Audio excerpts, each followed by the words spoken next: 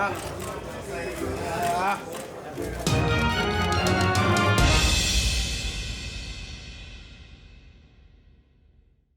news for Canelo. I was born ready. Alvarez. Gennady Golovkin looks like he's reached a deal with Sergey Derevyanchenko to be announced soon, so he will have a chance at Canelo's old belt that he had to relinquish, aka get stripped of.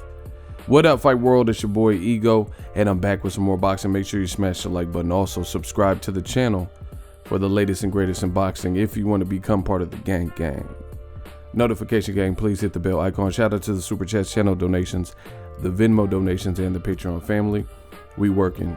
I want to give you guys this update. Looks like Gennady Golovkin and Sergey Derevyanchenko have come to terms and agreed to a deal. The IBF told Canelo Alvarez to fight Sergey Derevyanchenko.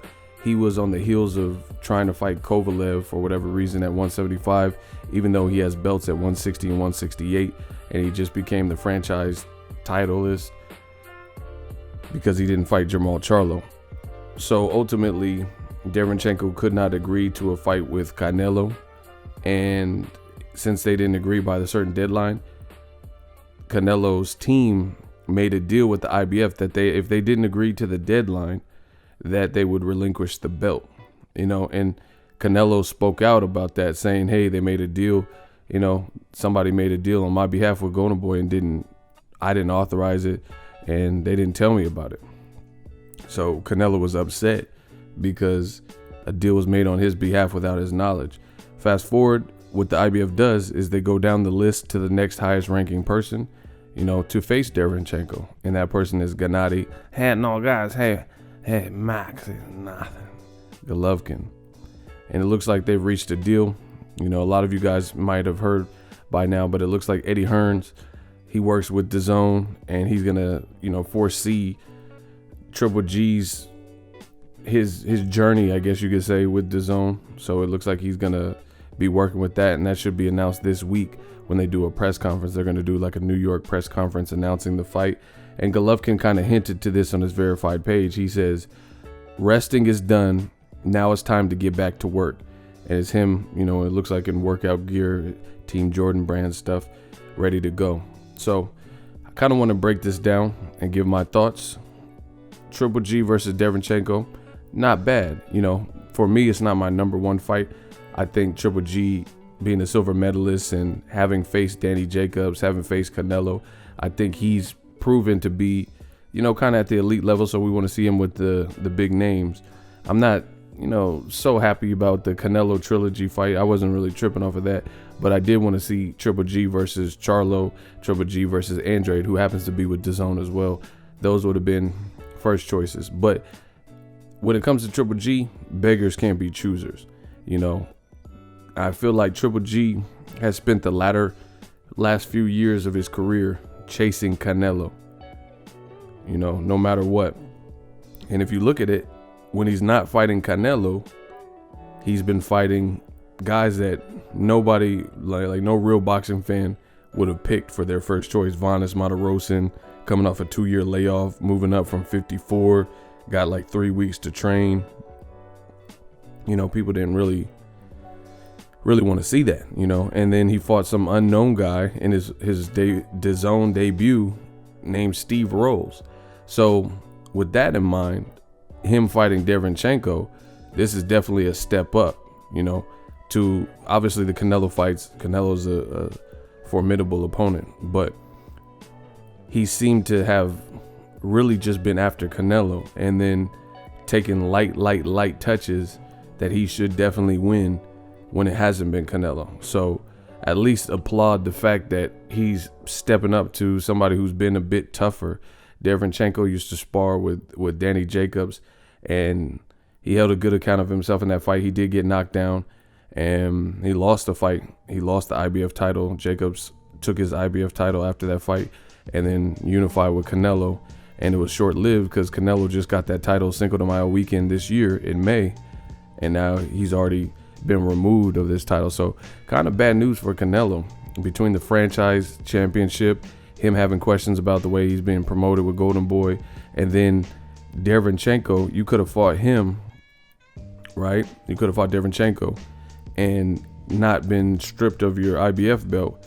Now your nemesis, a guy you don't like, Triple G, is probably going to fight him.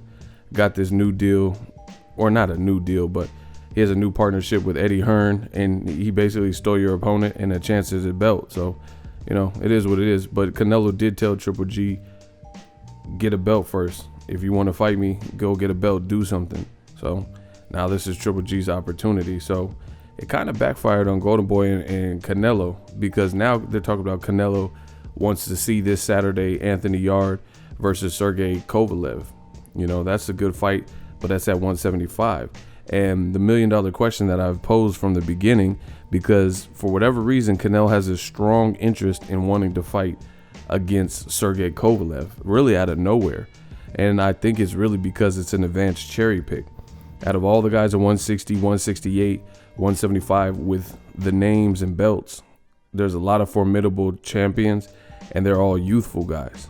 They're youthful, fresher, and a lot of them need those big marquee names to really get to the next level. And Canelo's not lending his star power to those guys, but he would rather fight Sergey Kovalev, who's a vet, and he's a good fighter, but at the same time, his weakness is if Canelo can be defensively responsible, the weaknesses and mental lapses and lack of inside game and lack of ability to take body shots, that could play into Canelo's hands very well. Versus Beterbiev is fighting Vodstik.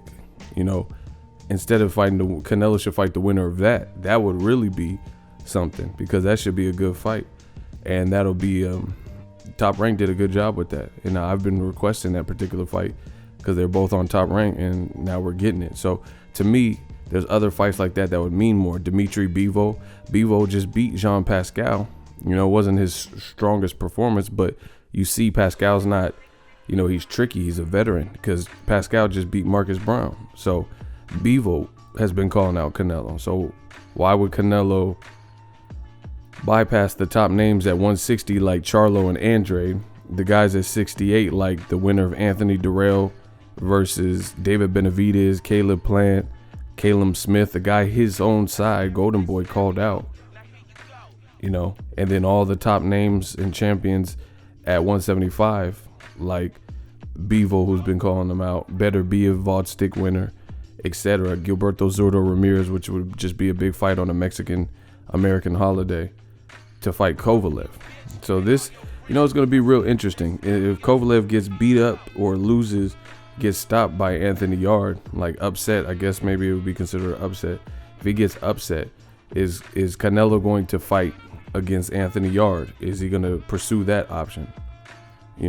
Because Anthony Yarde has a totally different style, and this will be a coming of age. You can't really say Anthony Yarde needs to step up if he beats a champion in Kovalev with a better resume than him. That is his step up. So it's getting real interesting around these parts regarding these few names like the Canelos. I feel bad for Andrade and Charlo, because I feel like Triple G and Canelo, neither one of them are chomping at the bit to fight those guys. And they, what else can they do? They're both full champions now, and they keep getting overlooked. And there's ways to, I get Triple G is fighting for a title, but he's fighting for a vacant title, versus you could fight Charlo. He's the full WBC champion. You could fight Andrade. He's the full WBO champion, and he's defended it. So, it is what it is. Triple G versus Derevyanchenko is solid, but Derevyanchenko was getting hurt by Jack Kukale, who's coming up from 54. So it is what it is. It's like I said, I'm not going to make more or less than what it is. It's better than what Triple G has been facing outside of Canelo for the last few years. But again, there are some other options that I think would have been more legacy. Triple G's 37. I think there's other options that would have been more legacy defining. And I don't know who's pulling the strings at DAZN, but it's real interesting, because it seems like they're harder on Canelo than they are on Triple G. So it's just going to be interesting to see how this all plays out, But Triple G versus Derevyanchenko, it's a solid fight. I don't know where it's going to be. Probably be in New York, I would imagine. Lou DiBella is Derevyanchenko's promoter and Al Haymon's his advisor. So that's cool to see them working together on a fight like this. You know, you can't really get out of it. It was ordered. Like if Triple G didn't fight Derevyanchenko, then it would look bad on him because he had the opportunity to fight and not get stripped of his title last year, and then he passed it up to fight Vanes Martirosyan, knowing he wanted to fight Canelo next. So he got stripped of his IBF belt. So if he would have swerved Derevyanchenko again, then that would be a bad look. Let me know what you guys think, but it looks like that fight should be announced shortly. Drop your thoughts in the comment section. We working. So if you enjoyed this video and want more content like this on the channel, you can show your appreciation by going to the PayPal donate button or the YouTube support button, and you can donate any amount that you feel is equivalent to the value of this video. Much more to come. Thank you guys for your support. Boxingego, the future of boxing.